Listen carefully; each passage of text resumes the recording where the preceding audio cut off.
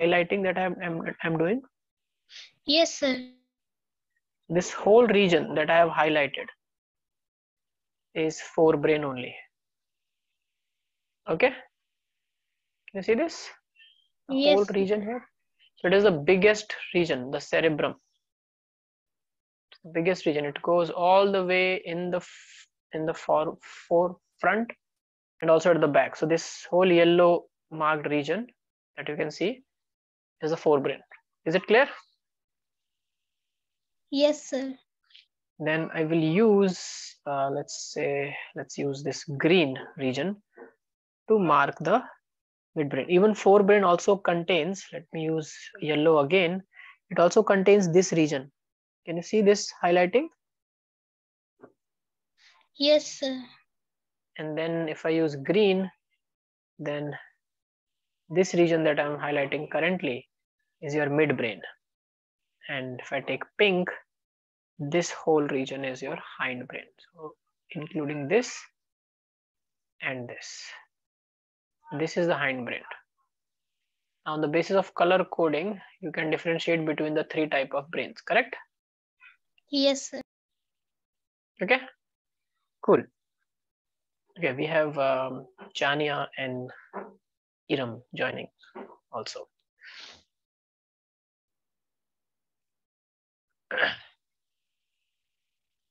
Okay, good evening, Iram and Jania. Good that you joined. Am I audible? So Yes. we were just discussing what we did in the last class. I was discussing it with Waziha to give a quick recap because she did not attend and you people were not here. So I'm giving kind of a recap summary. Okay, cool. So if you talk about forebrain, okay, Waziha. So forebrain is the center for all mostly the processing. Okay, so if you see the NCRT, it has structures like cerebrum, thalamus, and hypothalamus, which I already told you, three things, and it has two hemisphere. Okay, hemi means half, so brain is divided into two hemisphere like this. One is here and one is here, and in between it is connected. So this is the uh, left hemisphere and the right hemisphere, and in between it is connected together by this tissue known as corpus callosum. Okay, Yes, sir. and majorly it is the center for processing in the brain. So it's associated with um, the cerebrum is associated with your whatever sensory and motor outputs and motor function. So there are different areas in our brain, in our forebrain, for speech, for other activities like hearing, speech, to see.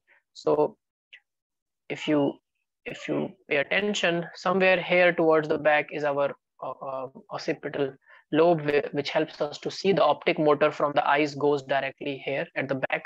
Then somewhere around the temple here has our Broca's speech center and hearing center. So speech center is somewhere here, and then hearing center and other kind of centers are also in the forebrain. Okay, thalamus, as we know, it's called um, the it regulates the pituitary, and pituitary is known as the master gland. So thalamus, which is here in the forebrain, this regulates things like body temperature. Okay, so body temperature is regulated by thalamus. That's why um, we are called warm-blooded organisms because we can maintain our body temperature. Apart from this, also our hunger uh, response, like our hunger sensation and our thirst. When we feel the urge to eat or to drink or to rise our body temperature, thalamus is important. So, this thing, okay, hypothalamus is important. Is it clear? Yes, sir. Yeah. Also, in the inner parts of the brain, we have in the forebrain only we have limbic system. So we discussed limbic system in the last class, but again to tell you all, we have limbic system, and this is known as the reward system or reward pathway. So this helps us to make good habits. Also, if misused, if you misuse your limbic system, it is also responsible for addictions. So we get addicted to certain things, both good and bad, due to our limbic system, because we do it one time and the brain senses, brains like it. So this limbic system sends a feedback that, and you have the urge to do it again. Okay, does that make sense, everyone? Yes, sir. Correct. Yes, Yusuf, you have a question? No. No. Okay. Cool. So along with hypothalamus, there are other activities in which hypothalamus is involved, and limbic system is a part of it. So limbic system plus hypothalamus. Okay, you'll see that these two together are associated in many other different kind of activities, like pleasure, when we feel pleasure from doing activities that we like, excitement, okay, sexual arousal, etc.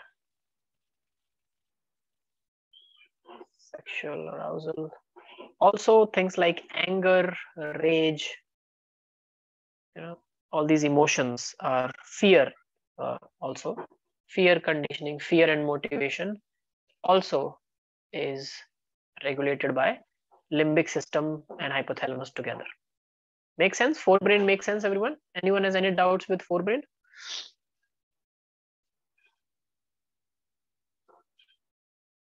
No? Correct. Now quickly about midbrain. As you know, midbrain, you don't have to study much about it, thankfully, but you have to know what structures are present in midbrain. So midbrain is located between the thalamus or the hypothalamus of the forebrain and the pons of the hindbrain. So if you see here, this part that I have, so this is the pons, which is marked in pink, and yellow is the, here is the thalamus. So in between there is a region that's called the midbrain, and sandwiched between the fore and the hindbrain. And the most important thing about midbrain is that you have to remember it consists of a canal-like system. It consists of a pipe, of a canal through which fluid flows, and this is known as cerebral aqueduct because it has fluid. Okay, so this passes through the midbrain. Just remember this. Okay.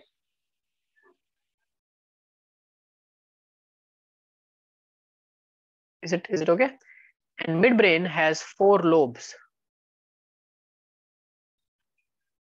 which look like swollen lobes, swollen 4 lobes, and these 4 lobes are called corpora quadrigemina. If you forget corpora, not a problem. Just remember the word quadri. Quad means 4. In mobile phones, you know that there are quad core processors, correct? Quadrilateral things, right? Quadrilateral in mathematics you must have studied, right? So it comes from 4. So 4 lobes of the midbrain are called quadrigemina. Okay, and cerebral aqueduct passes through midbrain. That's all midbrain is important about. And coming to hindbrain quickly. Hindbrain has a structure. It has pons, medulla,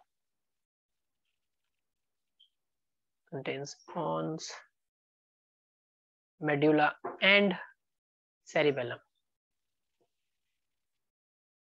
Okay. Now cerebellum is a very interesting structure because it looks like this one. So you see this very beautiful flower-like, cauliflower-like structure here at the base.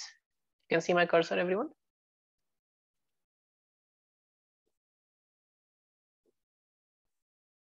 Is my cursor visible, people?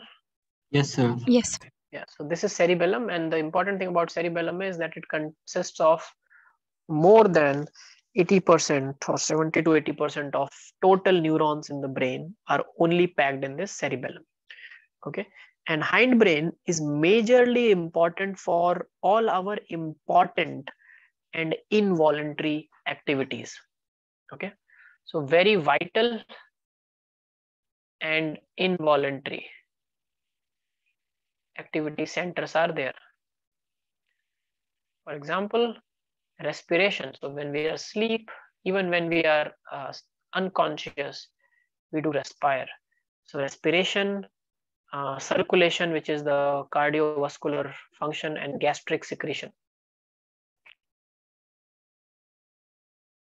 Cardiovascular functions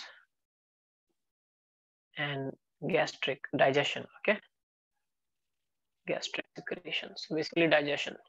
These continue to happen even if we are not awake, or we are when we are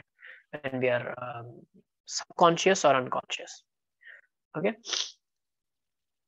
cool. So that's about the brain in totality, and then we discuss the reflex action and reflex arc, which is simply where we do not include brain, like the system does not include brain, but spinal cord is involved, and it is a very quick reflex response to anything in our surrounding. For example, it could be a fear response, it could be some you touch something which is very sharp and prickly, or you touch something which is hot or very cold, and you show a vigorous response, correct? That's called reflex, where you do not process the information in your brain and you do not think about it. So it does not go to the cerebrum of your brain. It just goes to the spinal cord and comes back very quickly with a decision to move the motor or muscle.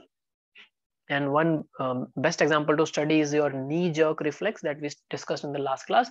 So Wazia, I will ask you to go back and read that part and come up with any doubts if you have. Okay, is that okay, Wazia? Okay. Am I audible, Wazia? Yes, sir. Okay.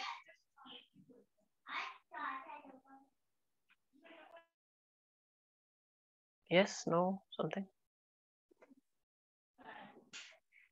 Sir, am I audible? Okay, am I audible to you people? Because you people are not audible to me. Let me just give me one minute. I think it is.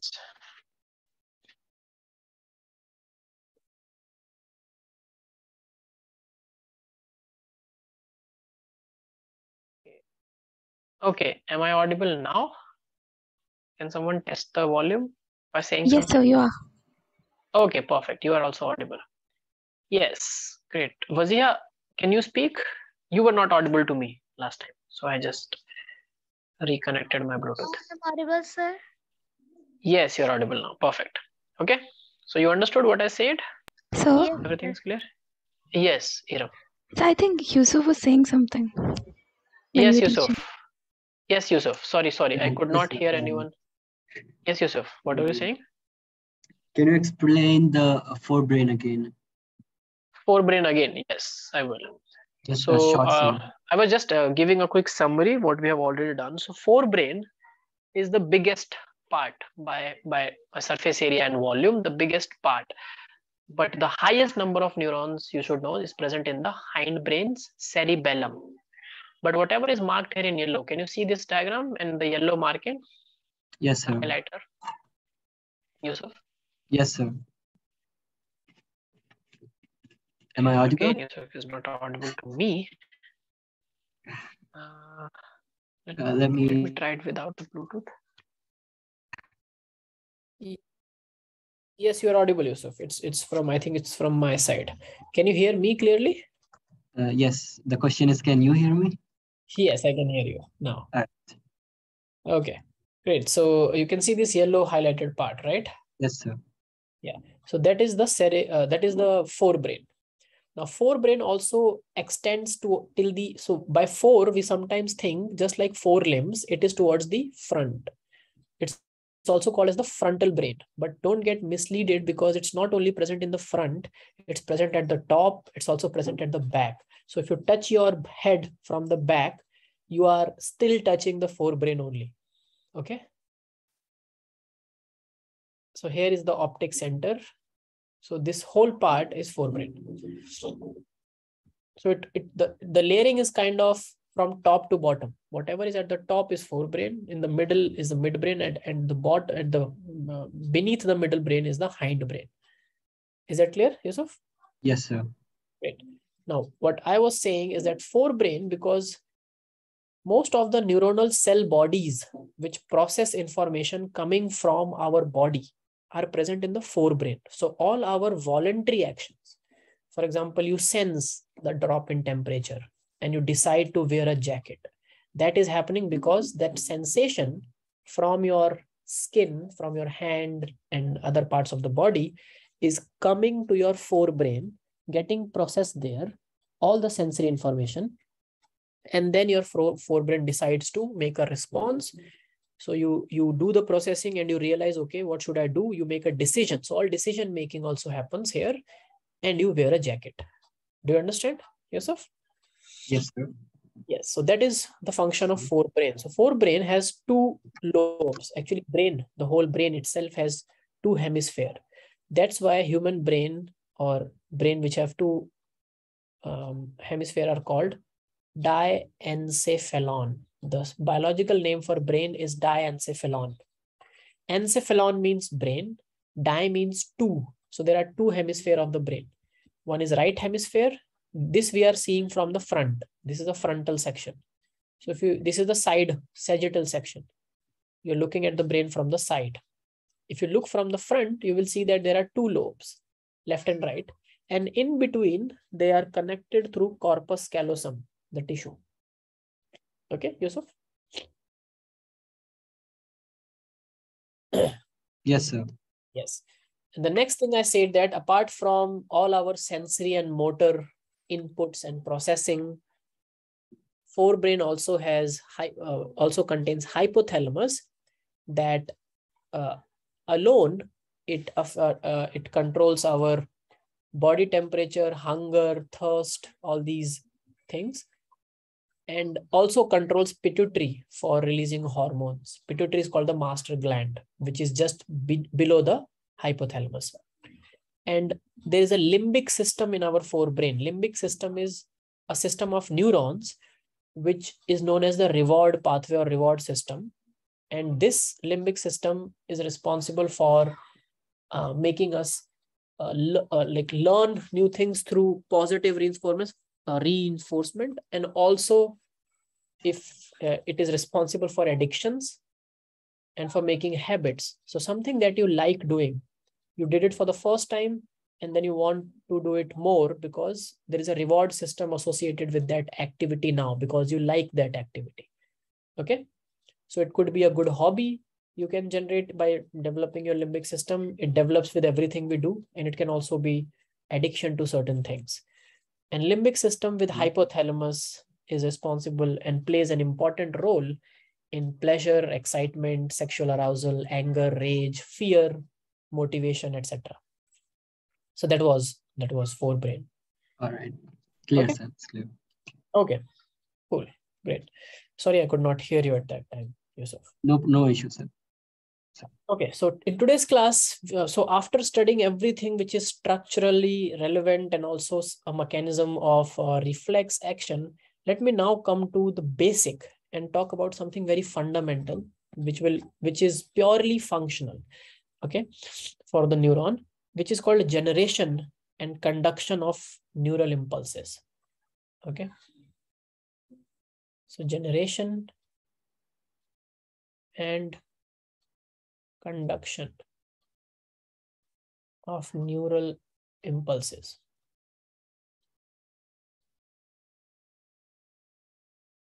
Now, what do we mean by neural impulses? Anyone? We discussed about this, but anyone would like to shed some light on it?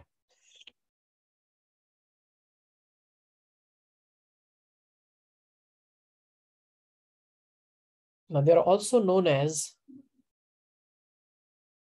action potential conduction. Now, why we call it action potential? For that, let me make a neuron for you.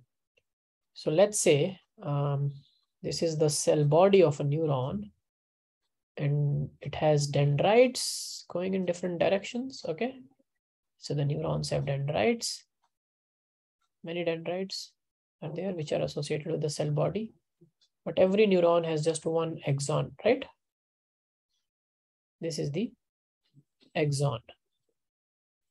Now this exon goes, and this exon also bifurcates into multiple regions, and every region makes a knob, which is called axonal knob or exon terminal or ending. Okay, so this is the cyton. Cyton is cell body. It is a biological name for a cell body of a neuron is called cyton. Inside the cyton, there is a nucleus. There will be a nucleus present. But it's a cell. Okay. And cyton, exon, and dendrites. This is clear, right? Now, we know that there are synapses we have studied, and let's say that there is a synapse that this dendrite is forming with a different neurons exon ending. So let's say this is a potential synapse site. So you know what's happening here already, right? This exon is releasing some neurotransmitters which are binding to the membrane of the dendrites. And in that dendrite, that chemical signal is being converted into electrical signal. So here at the synapse, it is chemical signal, correct? Neurotransmitters. Before that, in that exon, it was electrical signal, correct?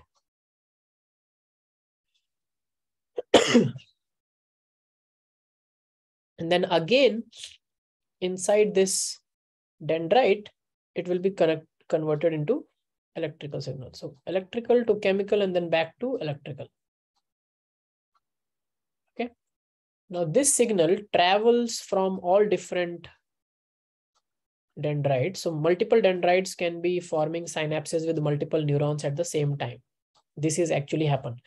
And to give you context, because when we study things, we study the very basic, fundamental, simplistic thing.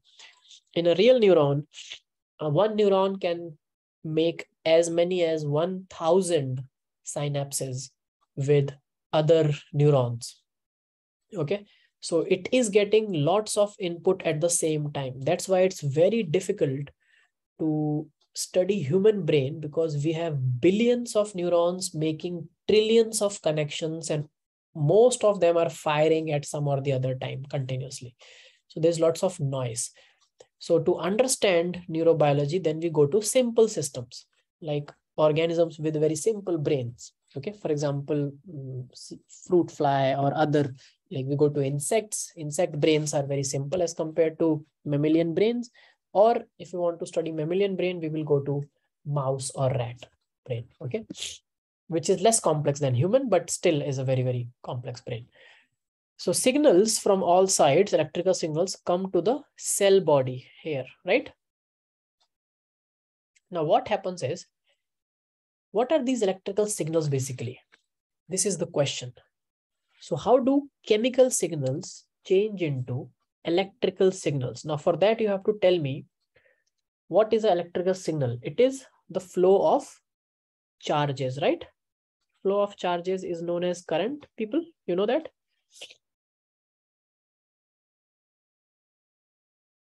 You know? Yes, great.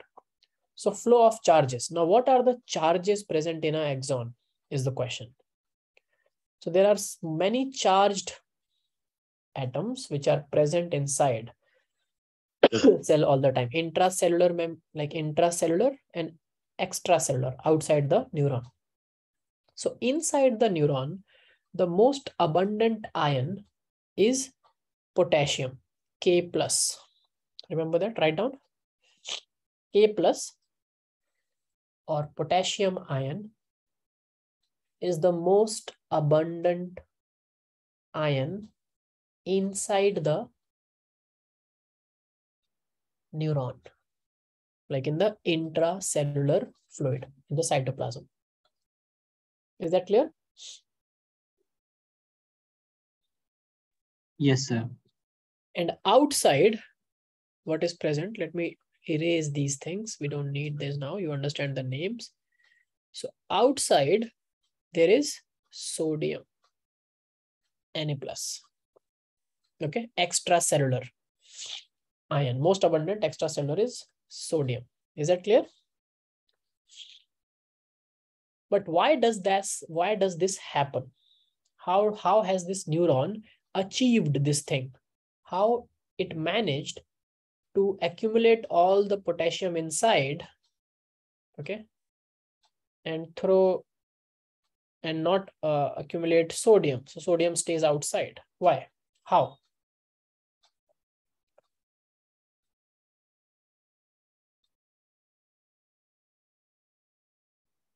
Biology just as simple as you are. So if I give you an information, Yusuf, that Iram has red colored buttons. She collects buttons. It's a hobby for many people.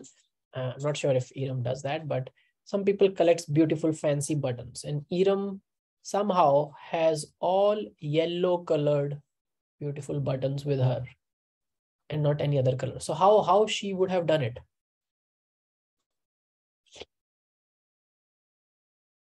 The way she would have done it, neurons would have done the same. So that's a hint. How can you accumulate anything? Simple. By only selecting that thing and keeping with you and not selecting the other, correct?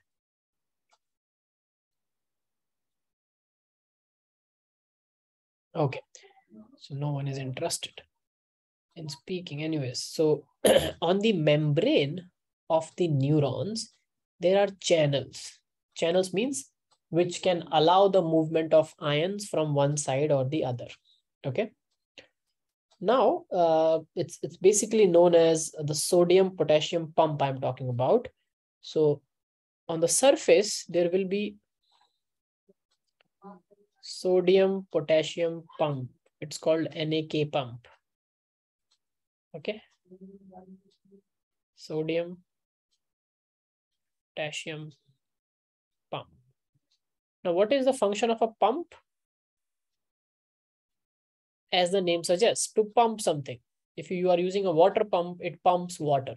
So the sodium-potassium pump is responsible for maintaining high levels of potassium inside and low levels of, it's not like sodium will not be there. There will be sodium, but let me write it like this then.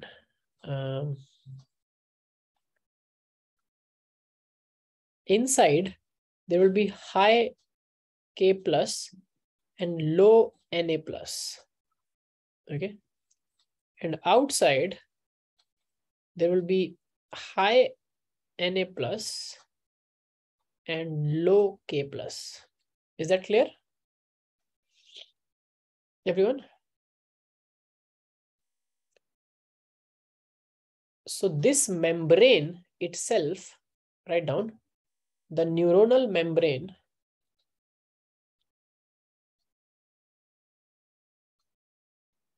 or you can also write the axonal membrane. The neuronal membrane during the resting state. Now, what is a resting state? A resting state is where the neuron is not conducting any signal. So that's the resting state. And it's called resting membrane potential. So during the resting state, the membrane is more permeable to potassium. More permeable to potassium. And almost impermeable. I'm using the word almost because it's biology. So impermeable to sodium. So as a result, what can get in and accumulate is potassium and not sodium. Sorry, it's potassium and not sodium. I was saying the correct thing. Is that clear?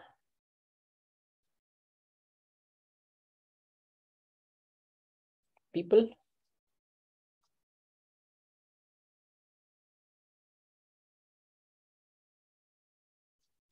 Yes, no, something? Is that clear? Am I audible? You can write in the chat, people, if I'm audible. Yes, sir. Yeah, okay. And a major role is played by this sodium-potassium pump to maintain this resting state condition. So you can write down the sodium-potassium pump plays a major role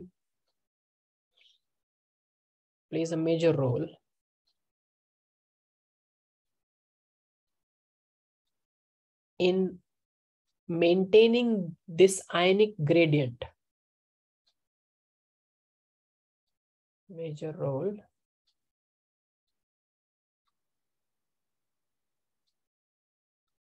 in maintaining this ionic gradient. By ionic gradient, I means these ions are present in different concentrations inside and outside. That is gradient. Inside and outside the membrane. So what does this does? The sodium potassium pump, it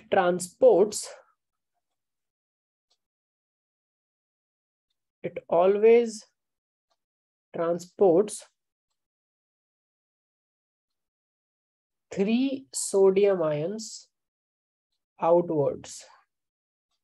Okay. So it will 3 sodium ions will always come outwards and 2 potassium ions inwards.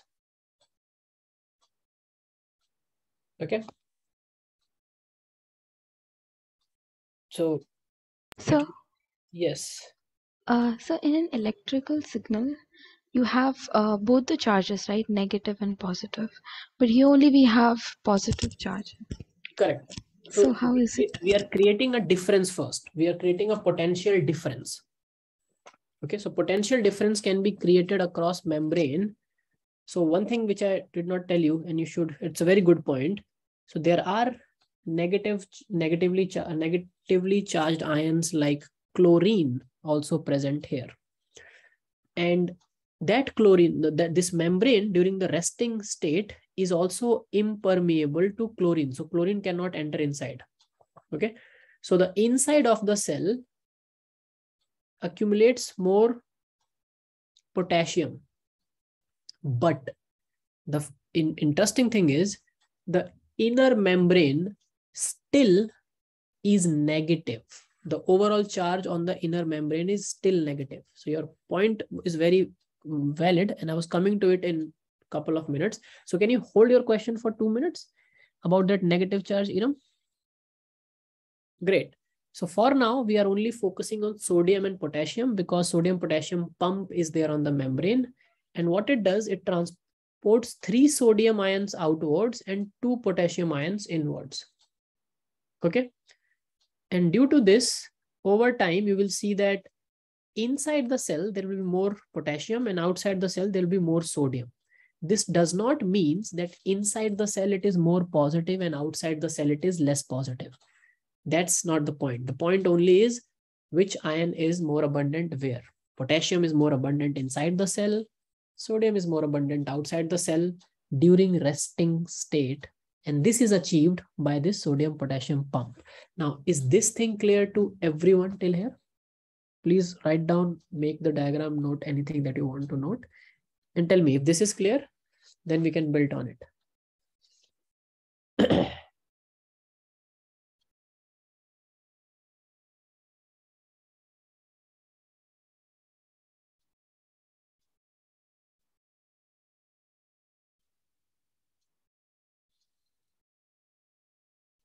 Draw this and let me know when you are done.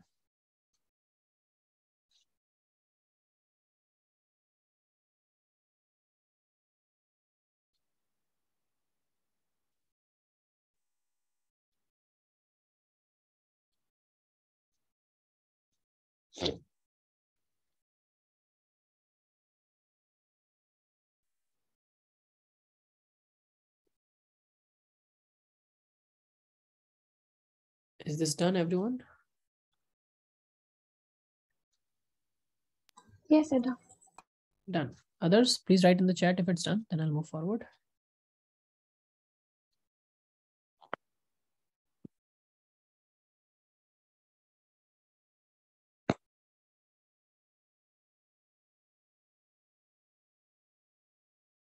Okay, so it's done. Great. So now, building on that, you understood that outside the sodium is more, inside the potassium is more, and the transaction is 3:2. So anyways, more positive charge will be outside. So the outer membrane, like outside of the membrane, there will be more positive charge here, correct? And the inside, there will be less positive charge because only 2 potassium are going in. So as compared to, there will be less positive charge, but also there will be negative charge inside the cell. Now, I told you, chlorine is also not getting inside the cell. So what is bringing that negative charge inside the cell? It is the proteins, okay? Negatively charged proteins. Write down. There is a huge amount of negatively charged proteins inside the neuron, inside the neuronal membrane, you can say. So towards the inside, just close to the membrane, there are negatively charged proteins that keep the inside or the inner membrane negative, overall negative. Okay, so if I make it, if this is the double, you know what I'm drawing? Anyone? What I'm drawing? Sorry. What is this? Cell membrane. Cell membrane, correct. So let's say this is the cell membrane, okay? I'm not drawing it everywhere. So you understand that this is the outer and this is the inner layer, right? It's bilayer, right? So outer layer and inner layer of a neuron. Inside is cytoplasm, correct? And what else is inside? Potassium ions, a lot of potassium ions. And what is less? Sodium ions. Outside, what is less? Potassium ions. What is more? Sodium ions, correct? But also inside, there is something called negatively charged proteins. A lot of proteins are present around the membrane here, which keeps the inside negatively charged. So if I make a charge, put a charge, so all the inside will be negatively charged. Is that clear?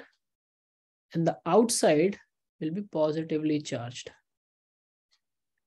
Is that clear, everyone?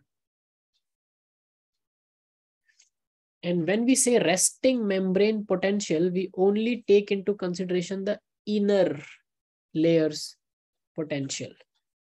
So any potential which is measured for a neuron is measured with respect to the inside. What is happening inside the neuron? So resting membrane potential of a neuron is always minus 70 millivolts. This is the resting membrane potential. Now this varies. It is the standard that we take depending on the neuronal type.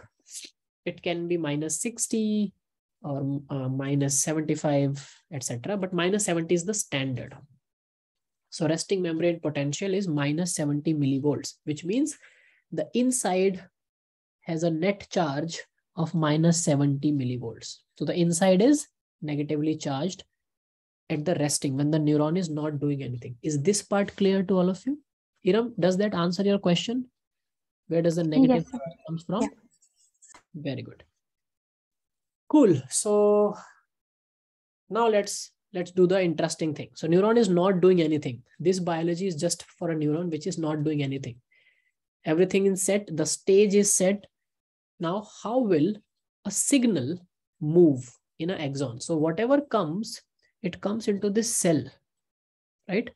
And then it has to move all the way through axon into the towards the end, and here it will again change into chemical, and some neurotransmitters will be released, and again there will be another dendrite here to take the signal forward. Correct?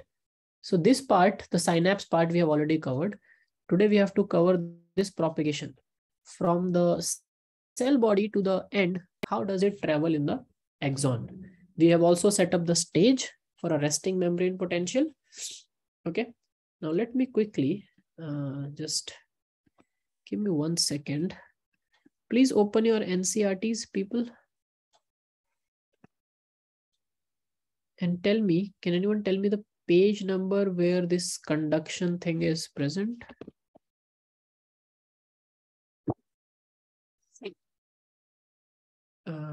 Let me check it. There's one diagram I want to. 318. 318. Okay. Thank you so much. 318. Yes, that's this one. So let me take this diagram from here. It's figure 21.2, people. Those who are trying to figure it out. Figure 21.2.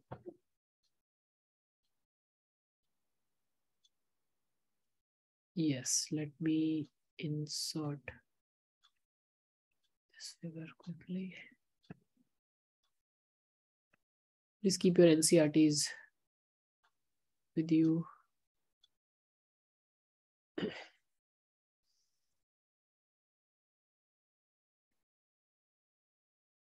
Yes, can you all see this image that I have pasted here?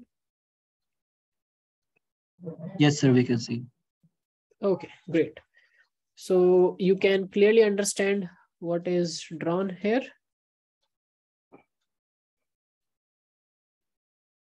Let me use blue color.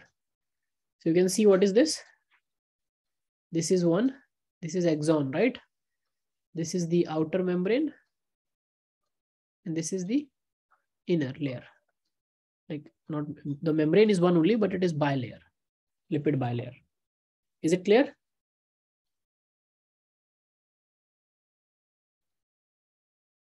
Is the zoom out version of, let's say this part has been shown here. Is that clear? Yeah. Yeah. Okay, very well. So now let's see what's happening here. So what's happening in an axon is the moment the resting membrane potential. So let me also simultaneously make here a graph. So I'll use black. So this is the activity action potential graph for a neuron. Okay. On the y-axis will be the millivolt. On the x-axis will be time in like milliseconds, microseconds. Let's say milliseconds. Okay. Time versus potential. So what happens is, what is the resting membrane potential? So let's say its millivolt is 0 here. It's minus 55 here. And then it's minus 70 here. Then it's plus, let's say 45 here. Okay. Is that clear, everyone? So when a neuron is not doing anything, the potential will be here, right? This is the resting membrane potential. You will see the reading. When the neuron is at rest, with time, there will be no change in its inner potential, like in the resting membrane potential, correct? Because this is the resting membrane potential. And why is it set like that? Why it is negative? All that we have covered above. This is clear what's happening here? People, this is a little complicated, so I need some inputs, vocal inputs continuously from you people. Yes, okay. Yeah. Now, let's say something happened in the environment. You saw something, you touched something, and signal went into your, that neuron, which is sensing, now has to send a signal. So the moment something starts to happen, we start, what happens is these sodium channels, which were present in that membrane, which were, so this, I told you that membrane was impermeable to sodium at resting state, right? The moment some kind of activity happens, some sodium channels open and sodium comes inside. Can you see here sodium coming inside? This sodium is coming inside the cell, correct?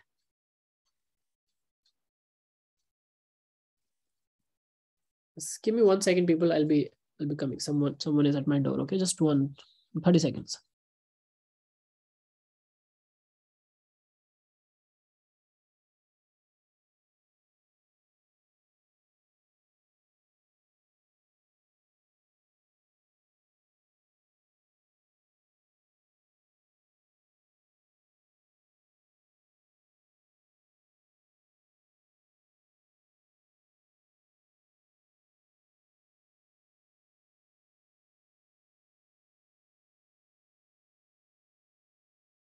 Okay, I'm back. Am I audible, people?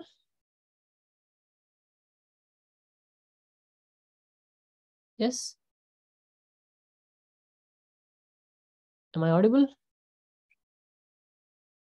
Yes, sir. Yeah. Okay.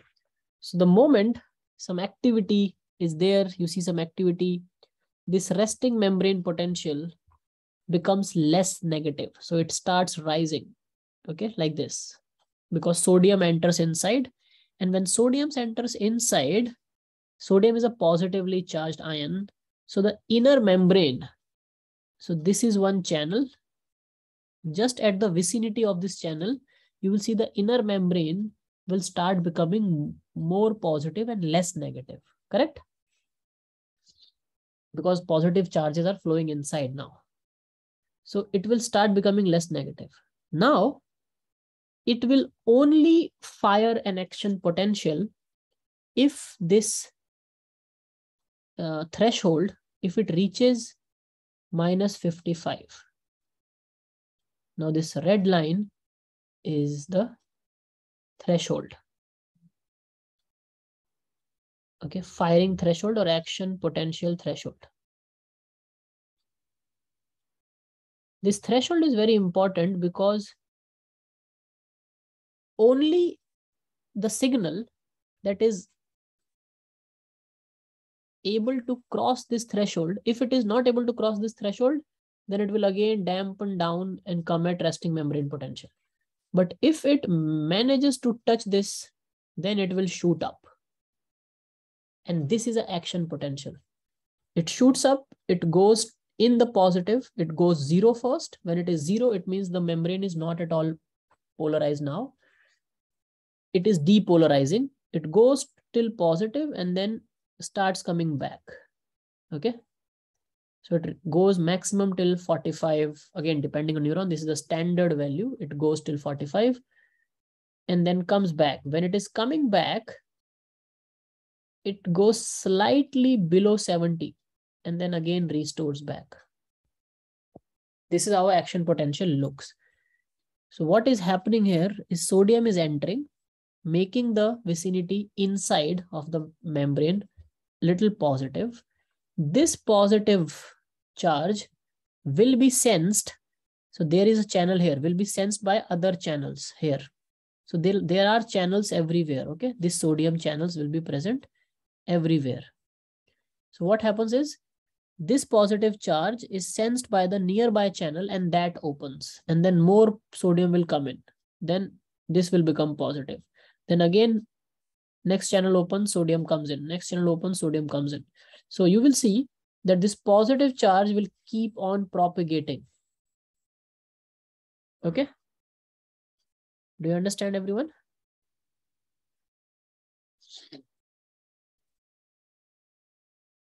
Yes, no, something.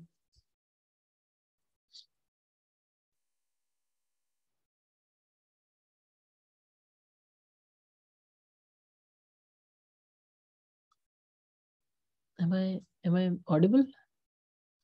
Yes. Yeah. Okay.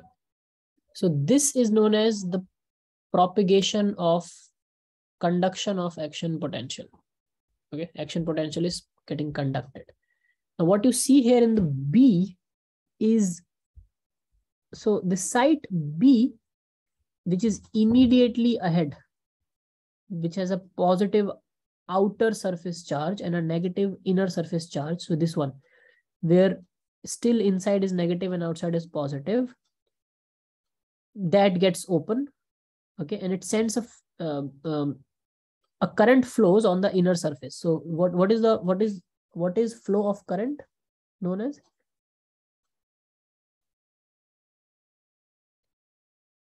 Flow of current, people.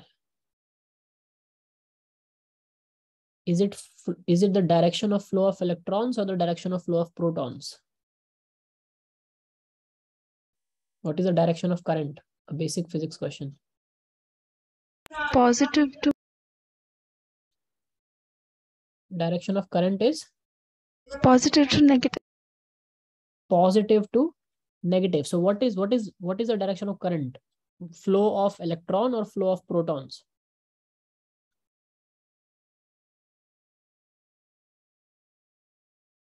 Electrons. Based on your own answer, what is direction of current? Electric current.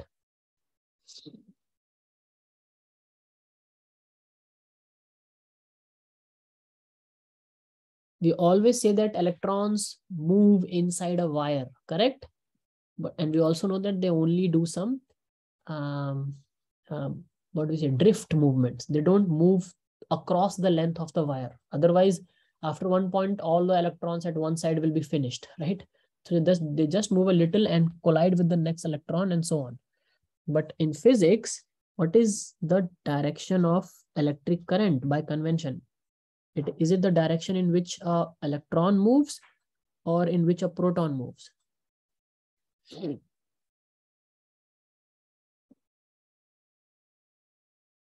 I think it's protons. Exactly, it's proton. So by convention, it's the direction in which a positive charge move, correct? So can you see positive charge moving here? This is A and this is B. Where is positive charge moving? Inside it is moving from A to B, right? Because it entered here and it moved towards B. Am I making sense? Yes. Outside, the positive charge is moving from B to A. So current is moving from B to A. So outside, the current is in reverse direction to the current which is inside the membrane, inside the exon. Is that clear? Yep. Okay. Cool. So that's what this diagram is trying to explain. And coming back to this, pay attention here. So this was resting membrane potential. At this point, we say that every neuron at resting state is polarized. What do I mean by polarized? Neuron membrane is a polarized membrane. What do I mean by this? You can write down this statement. A neuronal membrane at resting state is a polarized membrane. By this, I mean there is a difference in polarity. When something is polarized, it has two distinctly different poles. So this membrane has distinctly different charges outside and inside. So inside is negative, outside is positive. This is called polarization. So a resting membrane is already polarized to minus 70 millivolts. Then the moment sodium channels open and lots of sodium start coming in, this path will be known as depolarization, correct? The membrane begins to lose its polarization. Depolarization. Makes sense? And starts coming towards zero. Okay. So at 0, it will be unpolarized, but it will keep on depolarizing, okay, and going or positively polarizing. We call this as depolarization only. So it depolarizes to an extent where it reaches plus 45. So now when I say it reaches, it is the inside of the membrane that is reaching. So all these values are always taken for the inner layer. After that, what happens? Sodium channels close at this. So here, sodium channel close, shuts. And you know what opens? Potassium channel opens. Now, potassium is more on which side already? Inside or outside?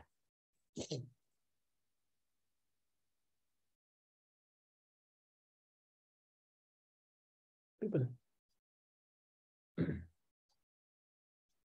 Am I audible? Yes. Yeah. So where is potassium more anyways to begin with?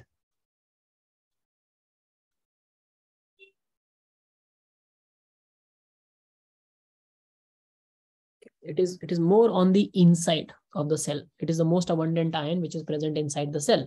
So when potassium channel opens, potassium begins to move out very quickly. And potassium also has positive charge. So when it starts moving out, sodium is still inside, but potassium starts moving out. So cell starts losing the positive charge regardless. And this part is called repolarization. So again, the membrane, inner membrane begins to repolarize, starts reaching, starts getting polar.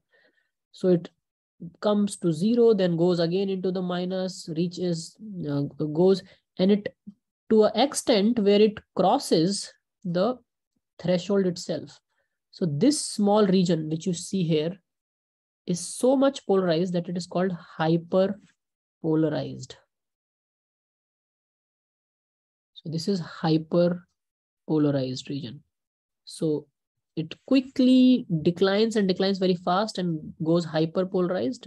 It goes beyond minus 70. I think it goes till, let's say, minus 80 or something. And then it again minus 80, 90, and it again comes back to minus 70 and stays there, which is the resting membrane potential. So this is one activity of the neuron.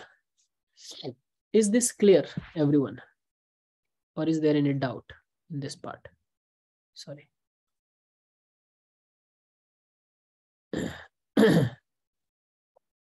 I hope you all can see the full screen. Please ask if you have any doubts. So I'll stop here for a couple of minutes for you to look. I know it's a little complicated topic if you are studying it for the first time, but so this one peak which you are seeing, when it crosses the threshold, action potential threshold, this is known as an action potential. So it is what I have drawn here is an action potential graph. And this action potential is conducted throughout the axon and reaches the axon end where this electrical signal is converted into chemical signal.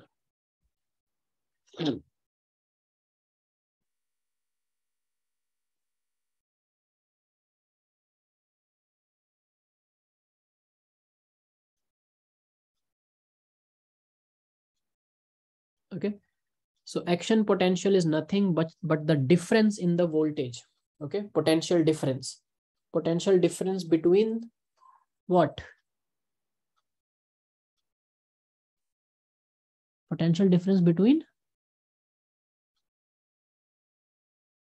the outer layer, like across the plasma membrane at site A. Then it goes to site B, then site C, D, E, and continues. Okay. So please draw this and let me know in the chat when you are done drawing. Then I will dictate you certain things.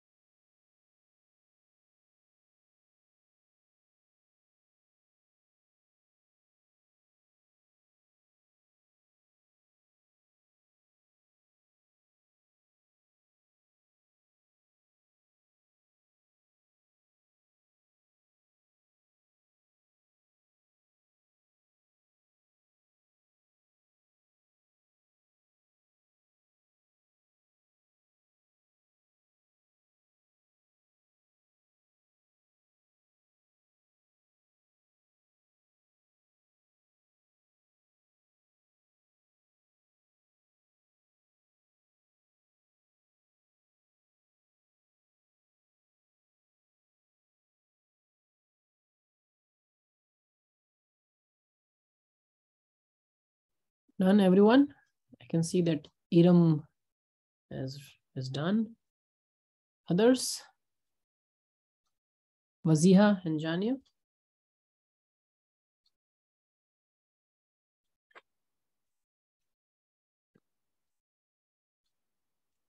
Okay, Jania is also done. Waziha, you're drawing or writing?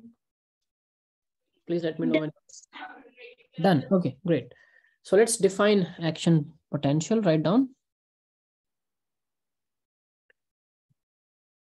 An action potential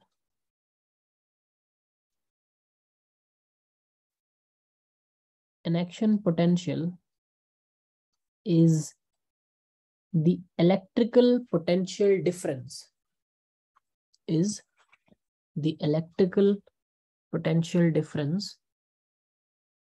across the plasma membrane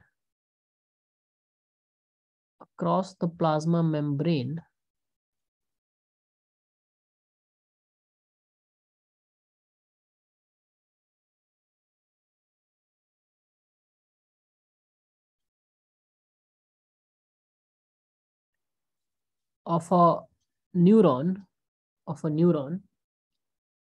where stimulus is applied. By stimulus, I mean the opening of the sodium channels. In the bracket, you can write opening of the sodium channels. It's there, which is basically the site A shown in this picture. Stimulus is applied.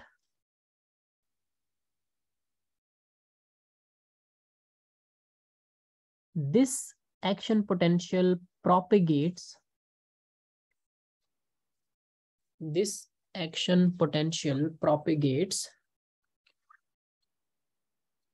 through the length of the axon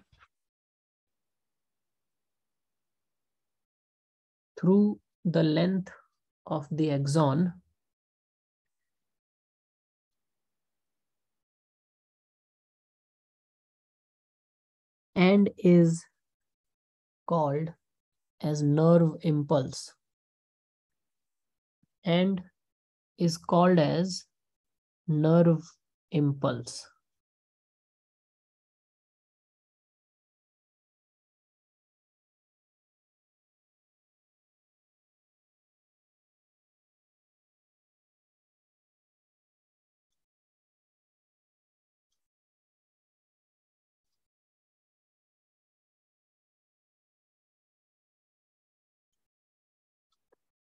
And is called as nerve impulse.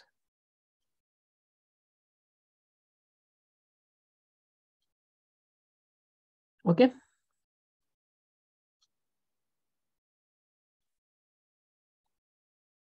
Is that clear, everyone?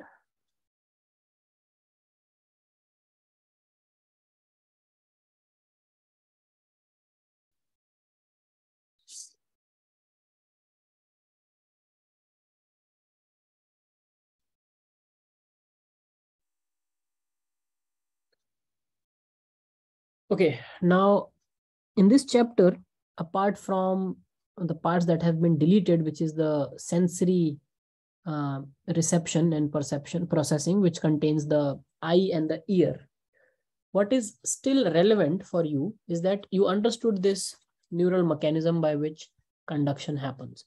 Now, a similar thing happens in the optic nerves. So hearing and vision, apart from, so I'll not go into the details of the structure of eyes and ears because that's not part of your syllabus, but how the mechanism, how we hear also includes the same thing.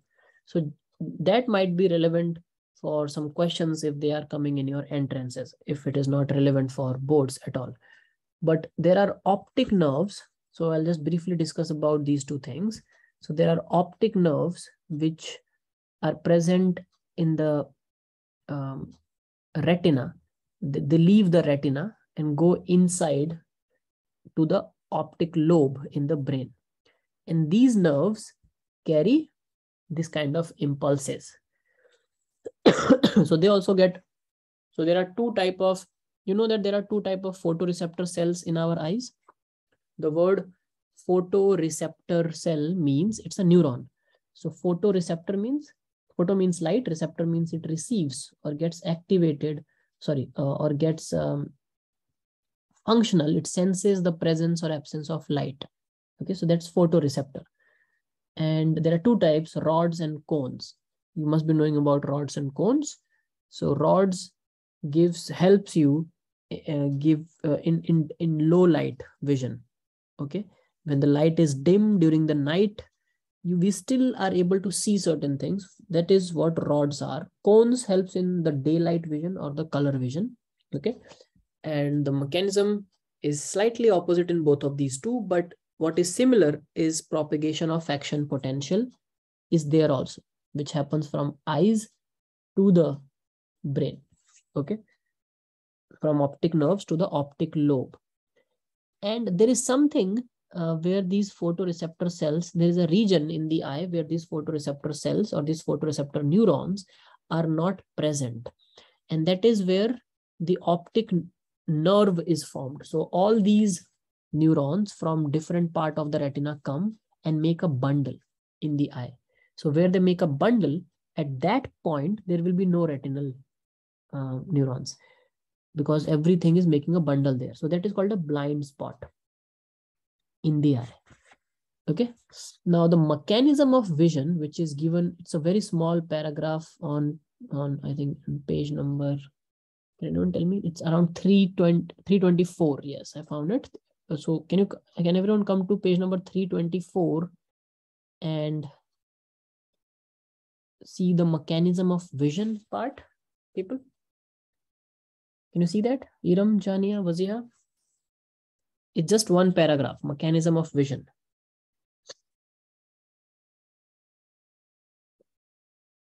Got that?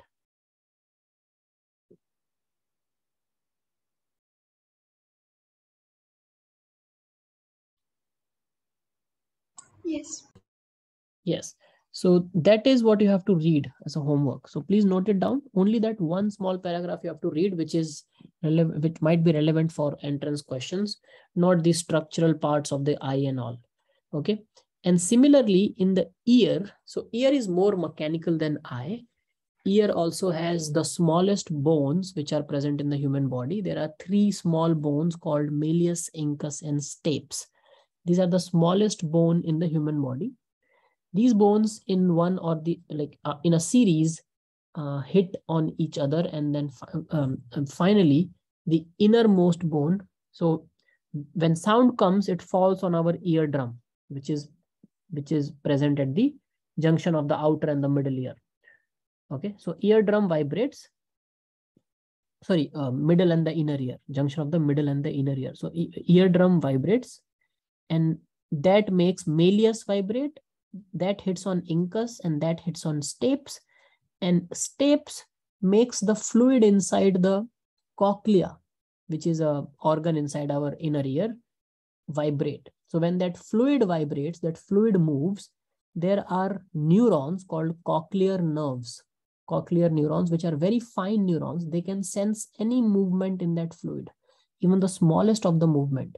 And by that movement of the fluid, when they move, they send signal to the brain. Again, the same, the movement of the fluid there, the vibration is sensed by these neurons, and they fire action potentials.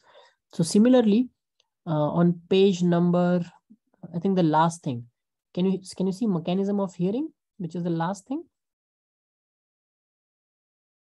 Everyone? Yeah. Yeah. So you just have to read mechanism of vision and mechanism of hearing. Okay, this is one small paragraph. You can just do it right now after the class. It will take 2 minutes, and you will realize that these are the only relevant parts related to your nervous system, which still can be asked in the entrance. Okay, and there have been questions on just this part, not on every structural detail. Is that clear, everyone? So with this, this chapter comes to a conclusion, the neural control and coordination. And you people have to tell me which chapter would you, and anyone has some pressing chapter coming in the school exams, which you want me to take first. or else I will continue and go with chemical control and integration, because